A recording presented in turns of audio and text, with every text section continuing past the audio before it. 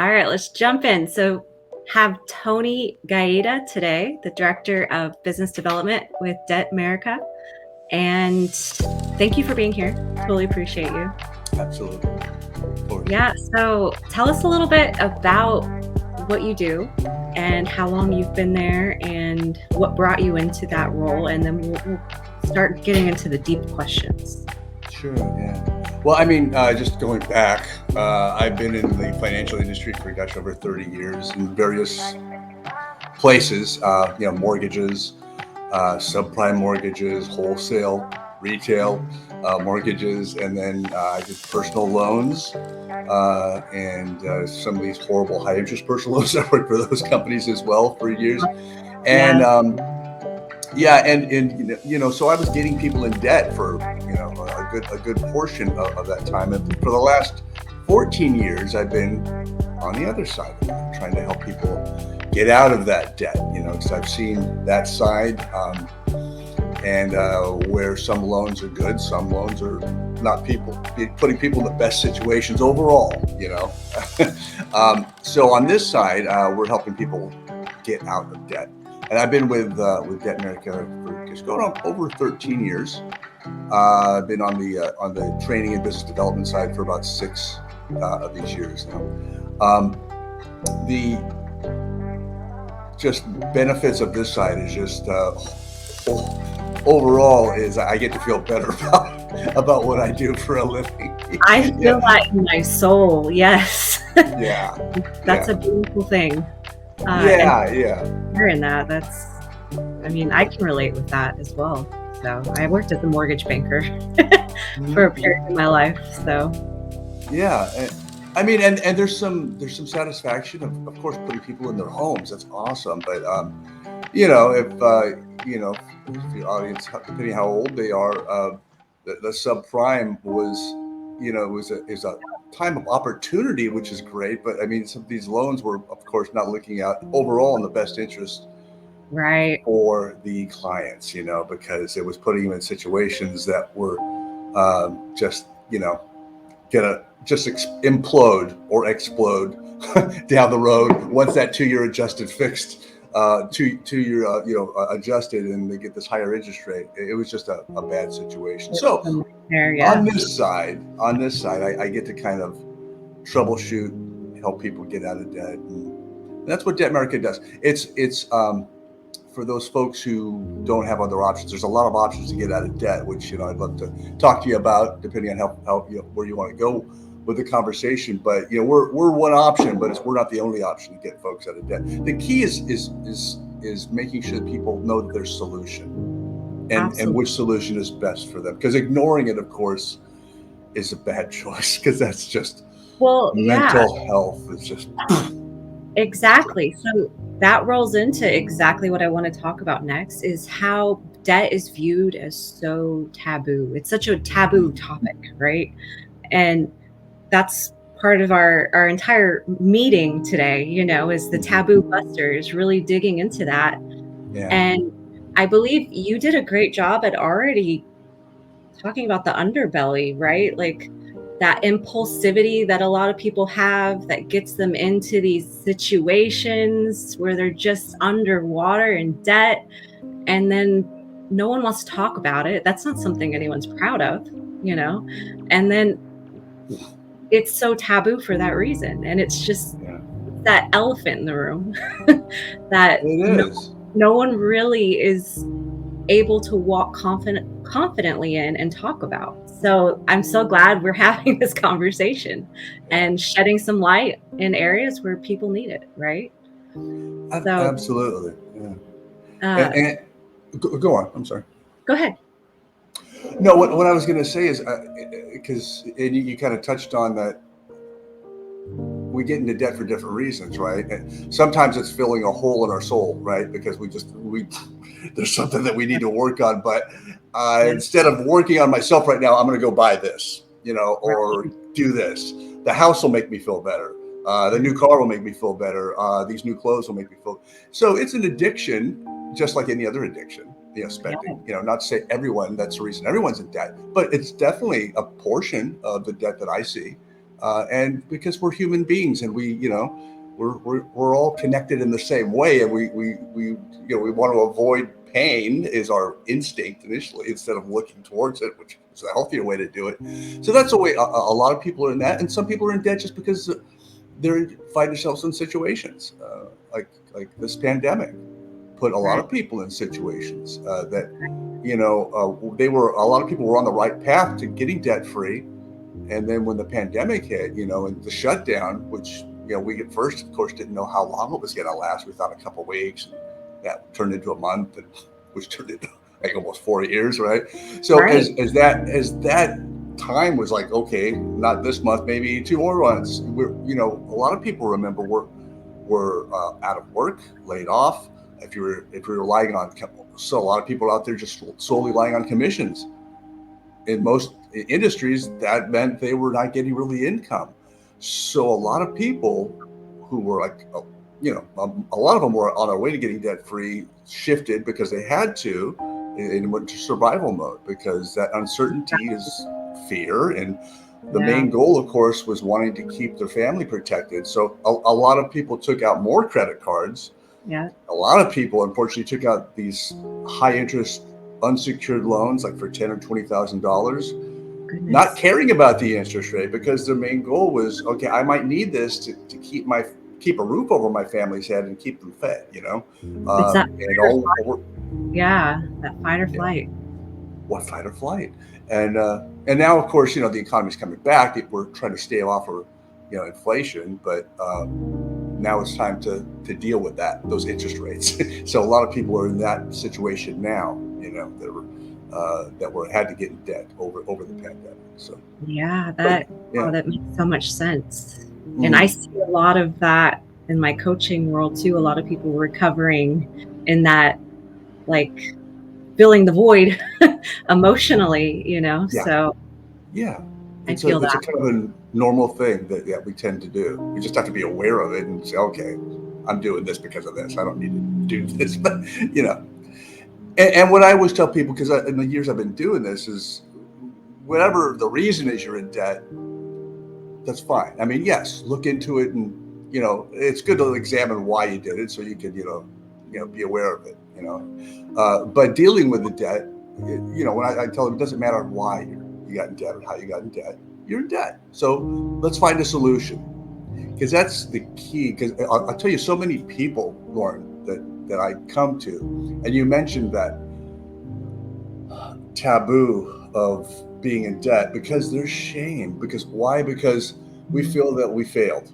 We feel that, okay, I didn't handle this. I'm financially not savvy. I don't know how to do things. You feel like a failure Just like when you're in debt.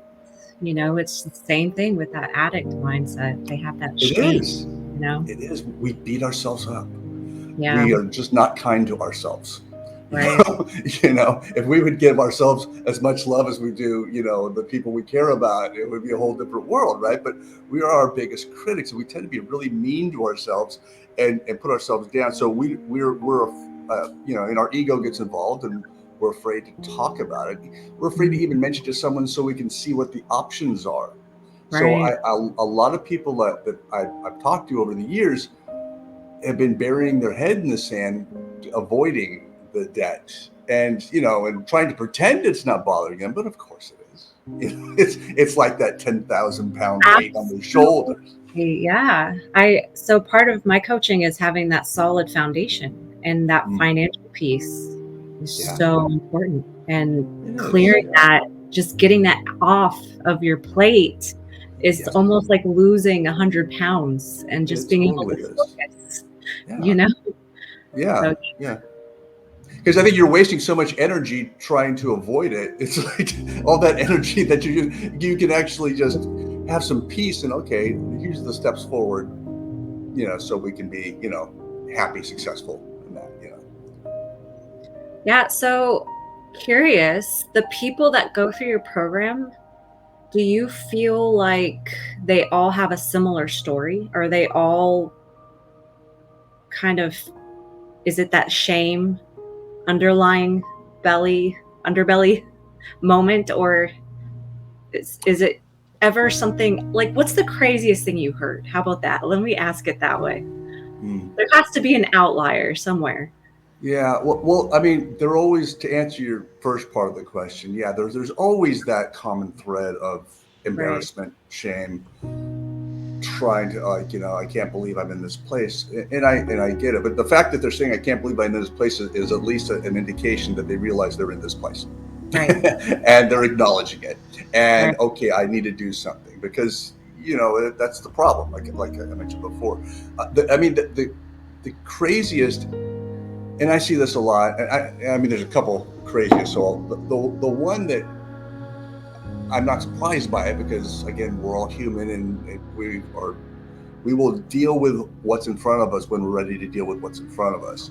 And I've talked to people, and after I've looked at their situations because they pulled their credit for me, and we talk about what's going on, and they are so wrapped up in doing the right thing, which I totally get, meaning paying their debt, being responsible. They took that credit out and they need to pay it.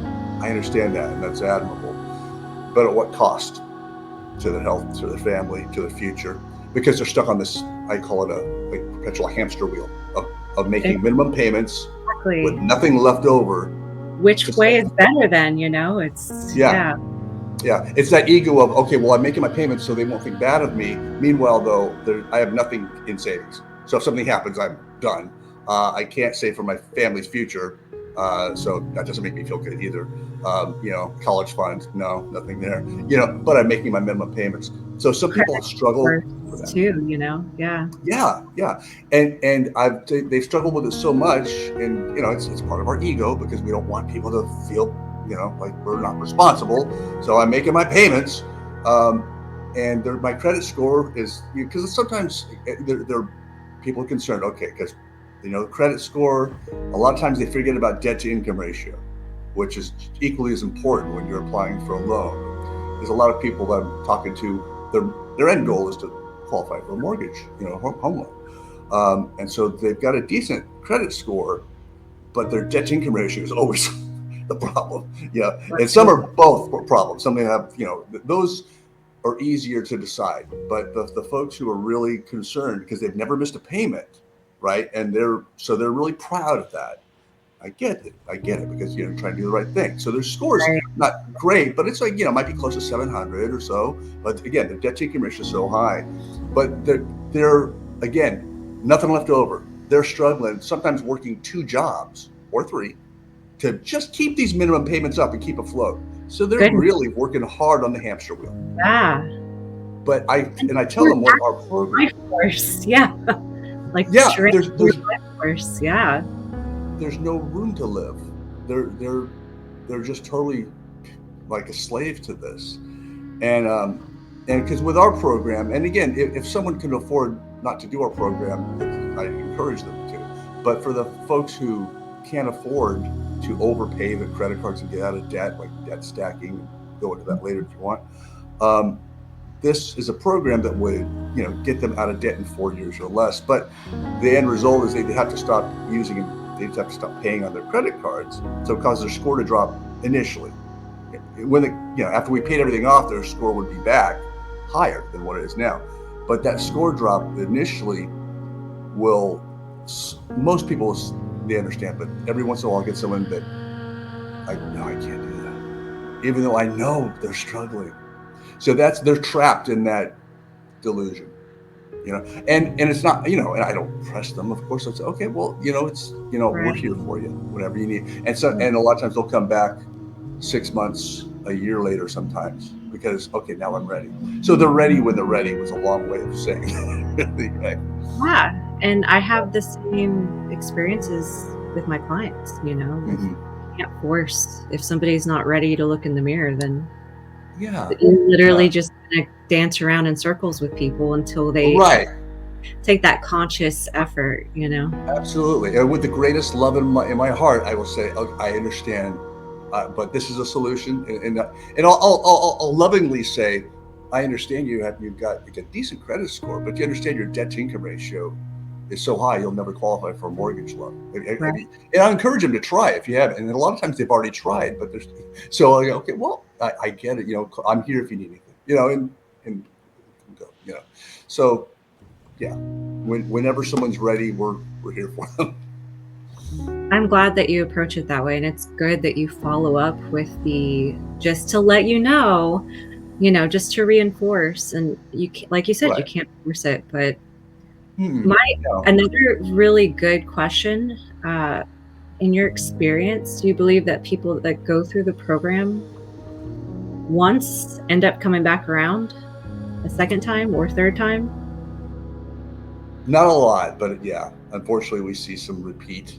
So I mean, and that's just of course, you can fix the problem, but you'll have to fix the source of the problem, right? Underlying, The yeah, underlying, the reason. Yeah, we can fix the debt. I can fix the debt, yeah. but they have to fix the underlying reason. They have to look and see, okay, why, how, and be aware, and mindfully approach the finances instead of Move reacting. consciously with their finances, Yeah, yeah. absolutely, and look at, okay, where can I save money? Where can I spend money in a mindful way? You Hmm. know, then on top of that, for a situation, with like my coaching and my clients, looking at what's the root cause? What's Totally. creating these habits? Where is this coming from? So Exactly. Because that needs to be looked at so we can be aware of it, mindful, and move forward in a positive way rather than in a negative way that's going to haunt us. absolutely, I agree Yeah. with. Um, and you mentioned something earlier you wanted to swing back around to. It was something about a product that you guys offer. Uh, Well, don't no. share. So, yeah. So what? No, what I was saying is and I always have this conversation with financial advisors that might have clients or the clients themselves. The main goal for us is to understand, for the client to understand that there's a solution. There is a solution to your problem. Best option might be our product. It might not be. For folks who have a good income and actually are able to overpay, because sometimes people, they have the income, Right. they just don't, they just keep getting into debt. They'll pay off the minimums and get into more debt and keep those limits high, almost. If they have a $10,000 limit, they'll have it at 9,500 or something like that. And this kind of a revolving door. So if someone has the ability to overpay their credit cards, I'll say, please do that first before you try a product, because that's a way. They call it debt stacking, or there's a few names for it. But what it is where you would maintain minimum payments on your credit cards while overpaying as much as you can one credit card. So you're going to target one credit card to overpay. It might be the one with the highest interest rate, Got you it. know, uh, and you just attack that as aggressively as your finances are able to.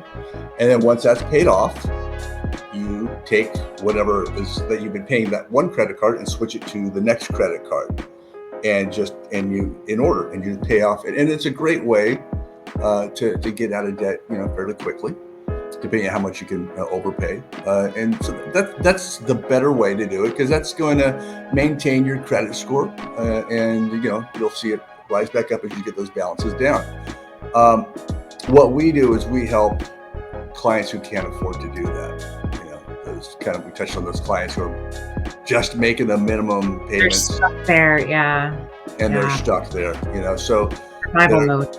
Right. yeah. And so a lot of times they'll think, oh, and it all depends on our focus. And I used to describe it this way to people, which is true. We get used to a certain uncomfortability. It just becomes normal to us. And a lot of people are living that way financially. Like they're just working one or two jobs to maintain minimum payments, but because they're making the minimum payments and they're making the payments, they go, okay, I've done it, I've succeeded. Meanwhile, they're making sometimes, working 2 or 3 jobs, no time with a family, can't save because there's nothing left over for them, to save. But that's become the norm for them. Right. So they're living in, it's kind of a delusional. Addicted to a certain level of pain. Yeah, yeah. I can relate with that. That was me in what I call my past life. So I get that loud and clear. Yeah, yeah. I think we've all kind of been there. At least I know I have. At some point, where we're okay. Well, this is just the way it's supposed to be. Working 3 jobs. You don't know what you don't know, which is why you don't know what you don't know. Yeah, we're here shining a light on the world. absolutely, absolutely. Yeah. And those. I mean, for me, that's where I get the most joy is like shedding light onto reality of options for people to dig them out of that situation and change their life financially, which I know what you do as well. And because like you said, most people just don't know and they haven't thought of that. So it's rewarding in that sense. Awesome. Well, I can tell you firsthand, the world appreciates people like you. So thank you for your passion and your heart and for doing what you do. It's such a necessary thing to have this service available. And I can only imagine how much gratitude you have in your heart at the end of the day. So yeah, it's pretty rewarding. Yeah. Is there a story that touched your heart at any point that you would like to share? That one that you can't forget? There's a couple run together, but when I'm talking about this product to financial advisors, I'll share this. It's just because it warms my heart thinking about it, and it happens occasionally when I'm not on the phone with clients as much as I used to be. I miss that part of it. But when I'm talking to that person who, I kind of described over the last few minutes, that's trying to do the right thing. But it's just they come to the point where I don't think I can do this anymore, and most of the people we're helping are making the payments, as I mentioned, and working 2 jobs, 3 jobs. And it's that person who's like, they're making, let's say, a $1,200 payment, adding up all the minimum payments, $1,200. And I'll tell them what our product can do, which is, okay, on average, we're going to reduce the debt by about 1/3. Okay. But the biggest savings, like if you're paying $1,200, I'll ask them, okay, you're paying $1,200 per month. The minimum, is that about right? And a lot of times I'll say, yeah, it's usually like $1,300 per month. And I've already asked them, okay, well, after you've done this, make the payments, there's usually, in most of the people I'm helping, there's nothing really left over to save. And it's frustrating because you can't save for your family. And also because it's minimum payments, you're not seeing the balances go down and you feel stuck. Is that kind of where you are? Most of the time they're going to say, yes, it's exactly what I'm dealing with. And we'll have a more in-depth conversation. We'll find out what's going on with them. And then I'll say, okay, you're making $1,200 per month payment with this product, because I've already got the results because they pulled the credit for me. So I'm getting them a real quote. And I'll say the monthly payments, if you want to get done in 4 years, we can go quicker, but if you want to get done in 4 years, I can get you a payment of, you're making $1,300 or $1,200, let's say, your payment would be $550. And I'll say, is that manageable? And this is my favorite point, because this is over the phone. I'll hear, I love that. Oh my gosh. That lit up my heart. Yes. It gets me every time, because the solution, the relief is there. Oh my God, I can do this, and I'll have room to save.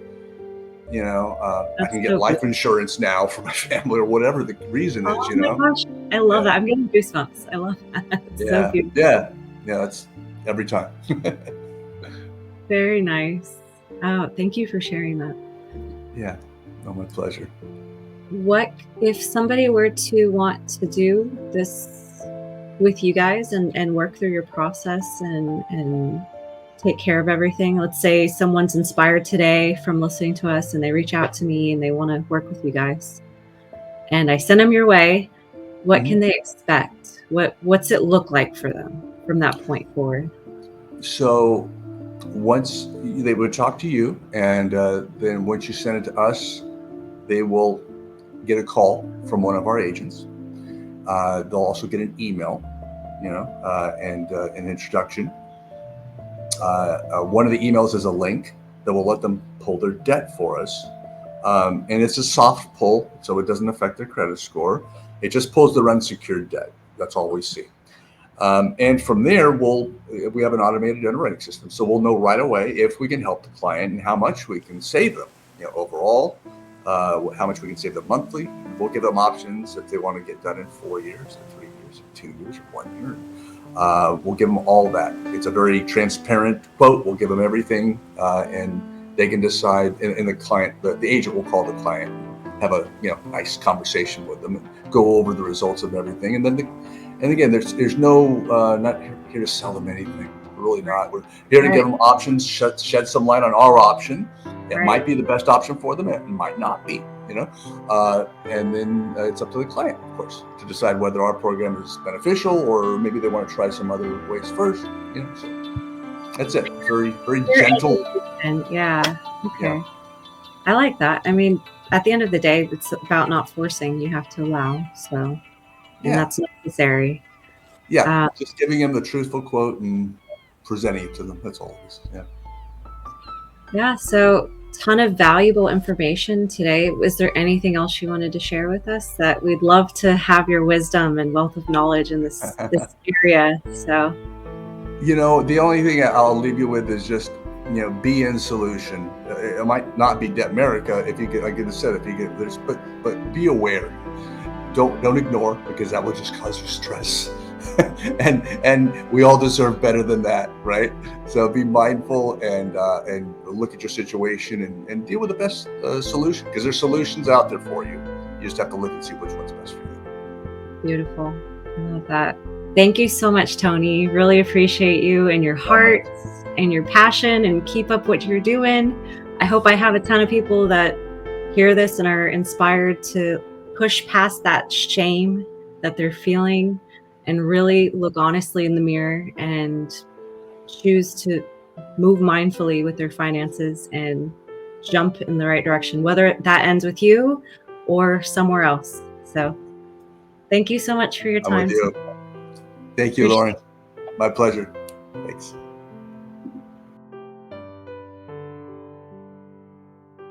Yeah. So excited. Today I have John Huang, the CEO RSL with REIQ, and we're diving deeply into the taboo topic of debt today. Really want to just dig in. So, John, would you like to introduce yourself? Sure. My name is Jonathan Huang. I go by John, and I'm located in North Texas in DFW area. I have 20 plus years experience in high-tech, IT, investment banking, and of course, consulting and real estate. So that's my background, and I've been teaching at a graduate school at an MBA programs for over 17 years. And I also, of course, worked in the corporate for over 20 years, and I'm an entrepreneur currently, and I'm serving at the church and being a faithful follower of the faith, wealth, and health, the unity of all these and above. And I'm glad to be here. Thank you, Lauren, for having me. Beautiful. Yes, thank you. And I'm glad that you're here as well. So, in terms of debt and how taboo it is in the world, do you have any initial thoughts on your belief around debt and how the world perceives it? Yeah, some traditional or conventional preaching, teaching, and maybe brainwashing is that all debts are bad debts and all debts should be avoidable, should be avoided. And debt is the worst enemy of wealth or anything that we try to leave a legacy for our generations to come. So that's kind of an elephant in the room that people don't know what debt is. and there's a financial illiteracy about debt is getting boxed into people's kind of a, I would say, negative, reactive, and also nightmare as we speak in this crisis of financial uncertainties. Yeah, and it's so accurate as I'm in the entrepreneurial world as well, and I notice a lot of people who are transitioning from just W-2 or just the traditional mindset. They're always thinking or concerned about debt and getting into debt and what that means, and there's a lot of fear around it, and there's also a lot of interesting, just like you said, kind of brainwashing. It feels like that, right? Yeah. Where it scares people on some level, like even just anything affecting their credit scores or their, like people are so concerned about adding debt. And really what you mentioned, good debt, bad debt, I would love to talk deeper into what that is. Yeah. But for instance, there are people on the mainstream like Dave Ramsey, for instance. He likes to preach no debt is perfect. He tells everyone pay your stuff off and don't have debt, and that's all he really hyper focuses on. But yeah, I think he means good. Well, yeah, of course. Yeah, any choice is a choice for someone, for some season, for certain context. Right. But if we just blindly, generically apply any principle to everybody, clear cut, cookie cut, all solutions or proposal, that could cause really negative repercussion. For instance, debt for for those who earns a job, a W-2 income or contractual job, debt may sound like a trap, a black hole. Because it draws a lot of uncontrollable, no boundary spendings, whereby they put them onto the brink of bankruptcies without even knowing it. So controlling debt is a good approach and methodology. But for middle class families, whereby we have to leverage something to build a legacy or wealth, debt may not be a bad thing at all. And for super wealthy, they would tell you that is an enemy, that's a joke, right? And for business runners and self-employed or entrepreneurs, debt is a friend, right? However, what kind of a friend do you have, right? I have a friend, do fitness, and his recommendation is that everybody ride bike with him for 15 miles every day and go to weightlifting for 2 hours and also do cold shower, ice bucket, all the things every day. That's his idea of fitness. But that's going to kill me, right? Not 15 miles, just 1 mile riding bicycle is going to kill my knee because I don't have a meniscus on my right knee. Everybody's different, and everybody is different. Yeah. So I think of this whole notion of debt is all bad is a bad notion. Debt is all good is a bad notion. I love that. Yes. So So really having like that holistic approach, right? And being able to diagnose where someone's at, what they're dealing with, what exactly they need to do, or what their big picture in life is, so that way they can align with what fits best for them, right? You're spot on. And debt by itself, it's a vacuum. So basically, you create, even from a quantum physics perspective, I study material science, nanomaterials as a background, as a scientist when I was attending schools and graduate schools.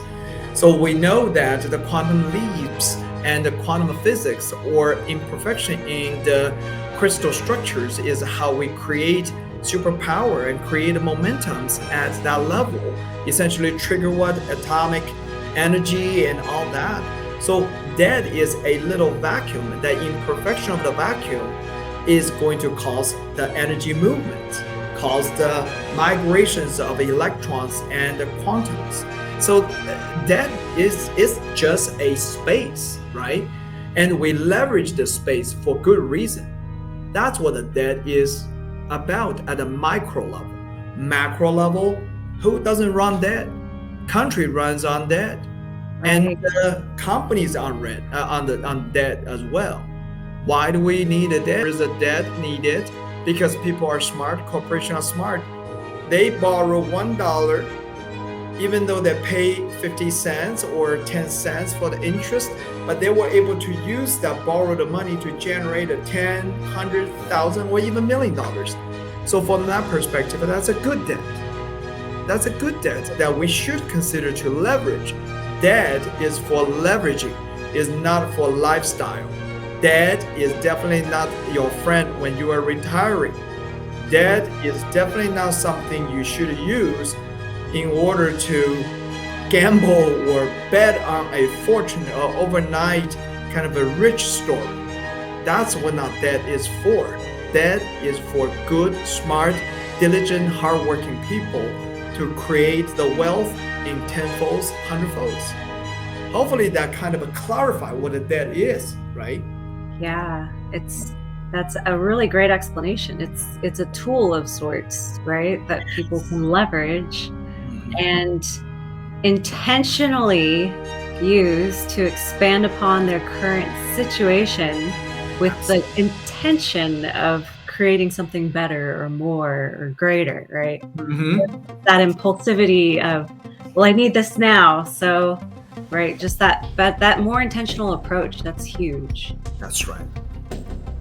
Yeah, I remember I had a client, a well-established higher level company executive and upper middle class individual. He was establishing something related to his retirement plan and his entrepreneurship as well. And when we review his overall allocations and we do a annual health checkup all the time, but we conducted a financial health checkup. That's what we find out that he owes some mortgage, right? And he was feeling shame and guilt and condemned by other people's influences to think that his mortgage is such a big no and like shame. Yeah. And he was rushing to pay off his mortgage like crazy.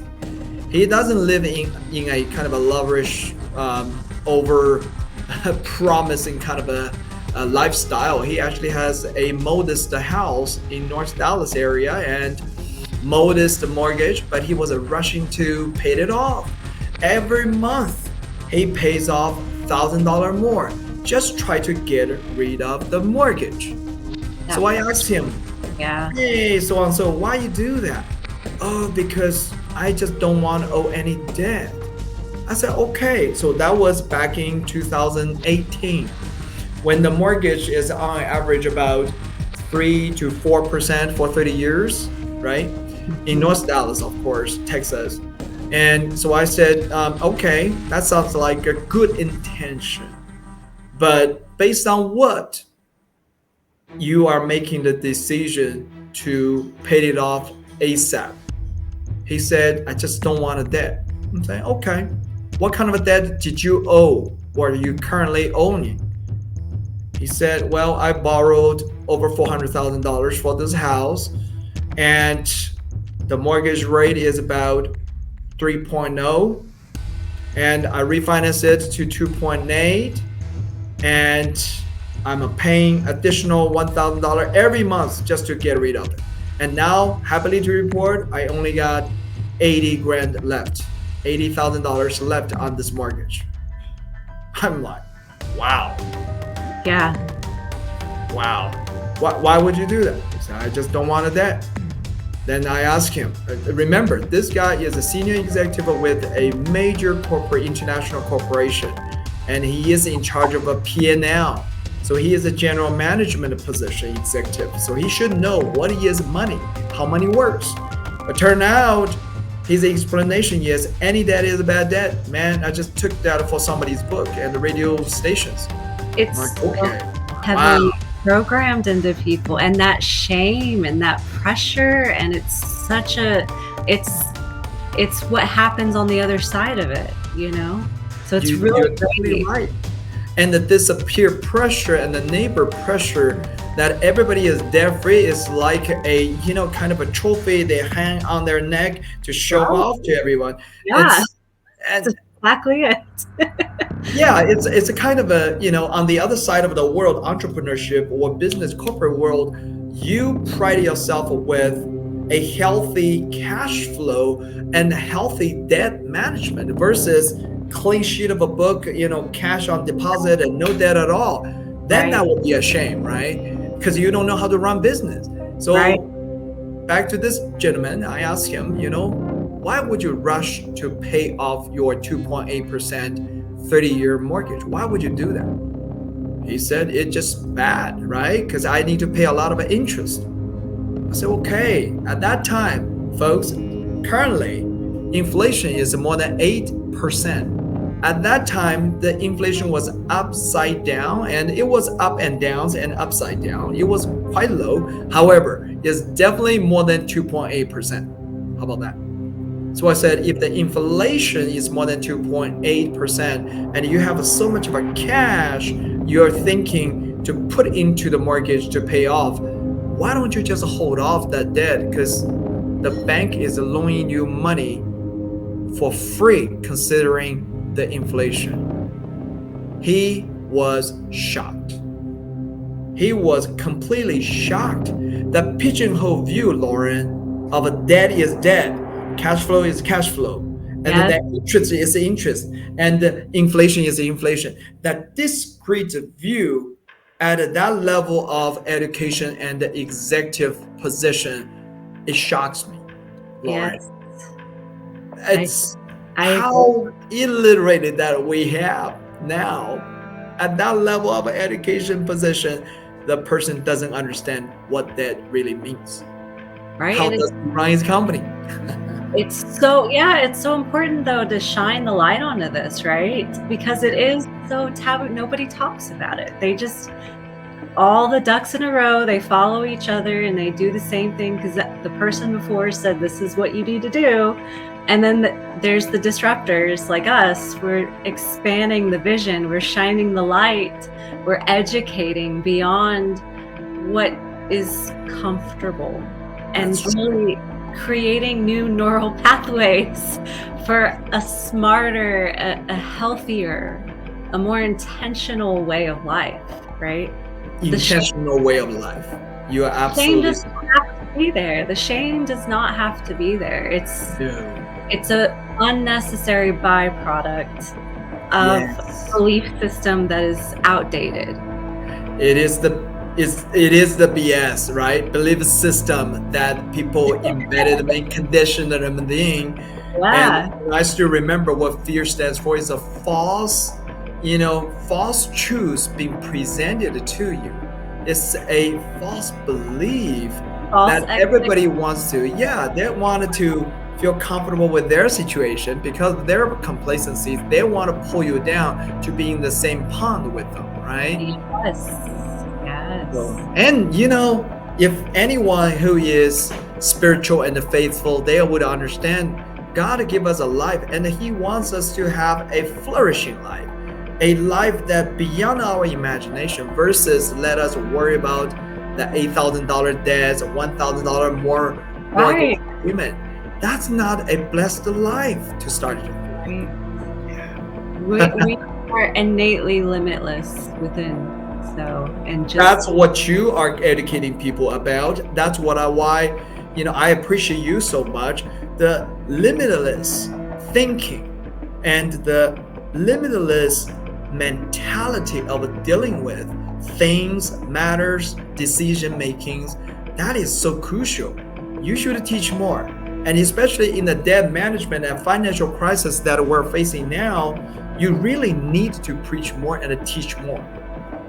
Yeah, because it's a little small shift. I mean, I went through my own journey, right, to realize that there are a lot of things that I had, those BS, my belief systems, that I really had to look honestly in the mirror. And some of them I didn't have somebody else to shine a light on. I had to figure it out on my own, and I did that work. And once I realized, I'm like, I want to make this easier for other people. And this debt situation is one of those things. And Yes. we all struggle with it. Even the people who are too afraid to go into debt.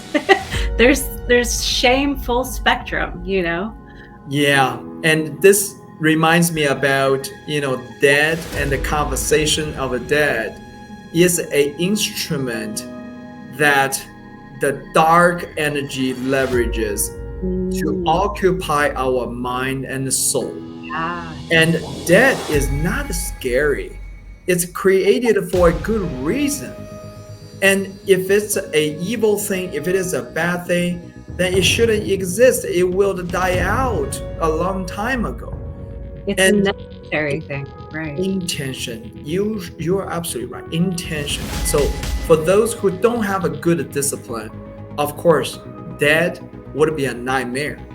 For those who are looking to develop a wealth and this fire mentality, financial independence and retirement early, they need to learn how to create a healthy debt, manage the healthy debt, and essentially leverage the debt to create wealth, right? Isn't that why people read Robert Kiyosaki's book, but not really understanding it, right?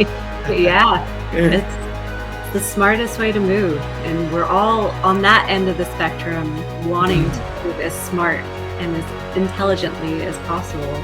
Correct. So, and we appreciate the wisdom. Yes, well, that's the thing. When smart people got together, when people with a good desire, good will, they get together, the energy to your teaching, the good frequency that we're on, the vibe we bring together into the room, it just sustains so much of a healthy discussion like this. So people would be having the light shine upon their path, essentially understand, and then feel fearless and kind of a limitless to reach out to learn more. So one person can run fast, but it takes a whole village to raise a kid, and we should be as curious and as hungry as a kid to learn and to draw energy from each other. So it takes a team to learn these together. That's why we create a study groups to do that. Isn't that right? Yeah, absolutely. And I interviewed Tony with Debtmerica to educate people on that other side of the spectrum who didn't know what they didn't know, and they fell victim to the darker pathways that do happen. It's a reality. They put credit cards in your face when you go to college, and you apply, and then you max them out. And a lot of people aren't educated on these things. So we went through that process with Tony, and now we're on this other end of the spectrum, shining a light on the healthy, intentional importance of debt and why it's something that we all need to understand on a deeper foundational level almost, right? So that we can be healthy beings, and that ripple effect, right? As when we learn, when we grow, when we expand, and anyone who watches and hears this, it's just going to keep rippling out.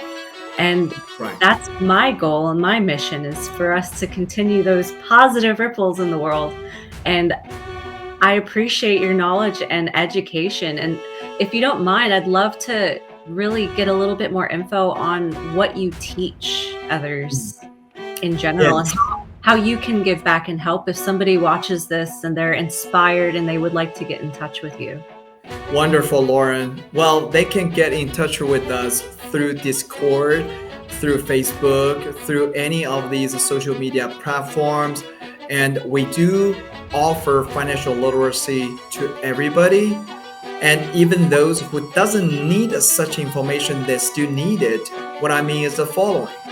When people come to us and say, hey, John, I need to learn this, usually it's an emergency situation, I'm telling you, based on my 2 decades of experience. And when those people who are living in a comfortable time and in this season, they just enjoy the life, usually they're lacking of awareness to equip themselves with such knowledge. And instead, waiting for them to reach out to us, we actually actively push the information to their eyes. That's why we host events, we host the discussions, and some groups will even go to church, a community, and host such a discussion, healthy discussions. And for instance, May 21st, which is a Sunday in the afternoon, we're going to host an event in Houston, in the north part of the Katy area, northeast of the Katy area in Houston. We're going to host a discussion. And hey, you're going to be the keynote speaker too. So it's all dovetailing together, right? Finance, faith, family, friend, fun, and also other friendship, everything is all together. That's what my mentor said, the 7 F's, right? Not the 7 dwarfs, 7 F's. So that we actually invite the community together to open the box and open all these kind of worms to let people see each other's challenges and share about it. The goal is not to bring the shame and guilt to people, but to bring to the light of everybody's struggle, so you don't no longer feel shame and guilt condemned, because we all struggle the same thing. I love that. We would love to have people join our Discord group so that they can participate in some seminars and webinars. And we offer these 99% for free, unless it's a very special event. We would probably charge a snack fee just to make sure our guests, the keynote speakers, are compensated for their gas and hotels, right? Other than that, we're on Zoom all the time. We have 4 to 6 different financial literacy educations, as deep as, hey, how real estate is related and compared to other investment vehicles. How do you prepare college fundings? That's one of the topics I'm going to speak to on 21st in Houston. And you find light on everything very deeply, on the things that aren't mass knowledge. So I want to just say that, make that clear.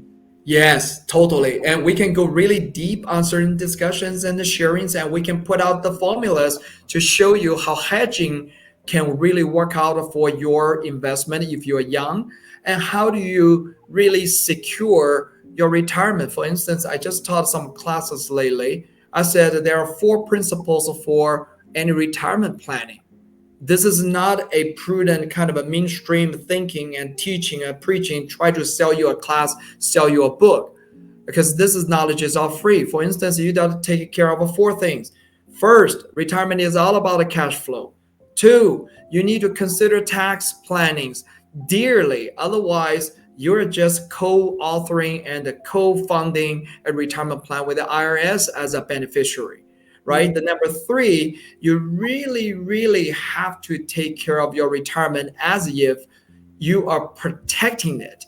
You are guaranteeing it instead of risking it to put that into a tumbling market, such as a stock, such as real estate, right? I'm not saying those are bad things, but coming down to retirement, you cannot borrow money to retire. Therefore, same token, you cannot gamble your money to retire. The last, if not the least, is prepare unexpected health events. Set special allocations to take care of the health expectations, and so that your overall allocation of your retirement is not affected. So just a preview of what we're going to talk about in the topic of retirement planning. Of course, we can go 2,000 miles deep to dive into each topic and show you the formula and do the calculations for free. And we are very delighted to actually review your existing policies and plans completely for free, right? Because we treat this as a mission, as a ministry, as something we can do and give back to the community. So beautiful. We're all licensed, and the folks that we actually sit on the board to help people, volunteers, they're all licensed. So there's nothing to be feared of, right? So that's kind of a prelude into how we help bring to the light of financial literacies and in the topic like this. Beautiful. Thank you so much, John. We appreciate your heart and your mind. And I want to ask you a very close to your heart question. Yes, ma'am. Out of this wonderful, amazing, impactful work and inspiring work that you're doing, what's been your most impactful or inspiring story so far? Something that you will take to your grave and just smile the second you think about it. Yes, ma'am. I wish the story goes this way. Somebody had a concern over finance. He decided to purchase a life insurance to protect unexpected events, protect his loved ones, and he lived happily. And because of that, he overcome his emotion, depression, and now he's living a flourishing life. I wish the story would be my trademark I take to the graveyard. Unfortunately, so far, it's the opposite. I lost my best friend to the financial illiteracy in me, in him, in everybody around us. And because of that, we lost a very talented research scientist and professor at an extremely young age due to completely ignorance and complete financial illiteracy of what life insurance and protection means, and didn't read into one of the clause or ordinance in the policy, and therefore we lost this talented young man for nothing. So this currently on my back is this baggage, this burden. This is my cross I'm carrying, and I need to prevent this from happening from any person in any corner of the world, especially those people who are in great need of us. But I wish I can turn this a story. That's why I'm working really hard to provide financial literacies to change the perceptions and understandings so that there is no such a story again. So I can take to my coffin and my future heaven with success stories in everywhere, in every corner, in every person's family. And with that said, it's the good news is I lived through the shame and guilt. I feel proud of myself that I give up my prominent career in the corporate and devote myself to this mission of helping people, educating people, and giving back to the community. So I don't know if that satisfies you or not. Yeah, absolutely. And I, again, sorry for your loss. That sounds just like it was definitely a profound experience, full spectrum. And I love the fire in your heart and in your soul. And I want everyone who's watching this to know, I know John personally, and this man he goes at 150% at everything he does. So with that story underneath, and just to give you perspective, he is putting his full heart, full soul, all of everything he is alive with towards this mission. And I am so grateful to be able to expand and help the process. So thank you. Thank you, Lauren. The love is mutual and the caring is reciprocal. And then this commitment to each other, loyalty to each other is lifetime. And what you're doing to take care of the soul, take care of the spirit side is definitely dovetailing with what our mission is. And for me, being a pastoral role to take care of the people is mission number one. Mission number two is to spread the knowledge and financial literacy. Number three, lend my hand into every place and light up people's life in the darkness and be the salt in their life. So again, I would love to have a lot of friends reach out to you, to me. We have this study group all together in every corner. And my dream is, we talk about it, we teach about it, so that I don't have to spend 150% of the time on doing this alone, right? Yeah. And the good thing is we have a good brother sisterhood, kind of a coming together now, having this mission. So we call ourselves Firework FIRE stands for Financial Independence and Retire Early. Work, we are God's work, and we, at the end of the day, should be finishing up the race strong, keeping the faith strong, and doing our job strong. So therefore, that's what we stand for, right? I learned today, that's the hashtag. Our words. I don't even know. My words. There you go. So much, John, for your time today. And if there's anything else you'd like to add, I'll make sure anybody who's watching this that there's information on how to get in contact with John, how to find any social media outlet, especially Discord, to become a part of the Fireworks family. And appreciate your heart and time and just for being who you are. Thank you. Thank you, Lauren. Likewise, I appreciate you. Have a good rest of your day. God bless you too. Have a good rest day. Bye. Bye.